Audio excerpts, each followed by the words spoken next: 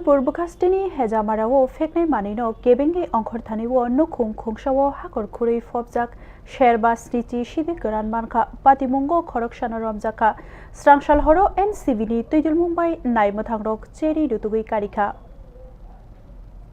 Narcotics control बोर्डियो एबा NCB हुइजा कक्तमारगै Mohanpur बुखास्तेनि सिदाय नायमोथांखर आमचायो फेकनाय मानिनो केबिंगै अंखरतानिवो सिदाय नायमोथांखर bye खबजाक हेजामारा Surendranagar Baikunth आमचाइदि Gopal देबरमानि नुखुंगो हाकर खुरै फबजाक शेरबा स्निchi sidhi kwran mankha मानमा sidhi kwran रकनि हाति मरकमा रासाय रानि स्लाइबो गोबां अंगानेहिनि खाख्लायजाखा नकफां गोपाल देबरमानोबो रमजाखा बिनि मुंगै एनडीपीएस केरं रायदरगै चेरी नायखा नायमोथांरक अशालो एनसीबी बाय बाक्सा सिदाय नायमोथांखरनि नायमोथांरक बीएसएफ नि 104 बेटेलियन तै टीएसआर जावन रकबो तंखा सबाय शुक्रबुई सावैख नारिका मोहनपुरनि एसडीपीओ आशिष दासगुप्ता গতকাল রাত্রে NCB Agartala 104 battalion BSF Sidhai police station TSR মিলে সিদাই থানাধীন সুরেন্দ্রনগর এরিয়ার একটি বাড়িতে অভিযান চালায়। অভিযানের ফলে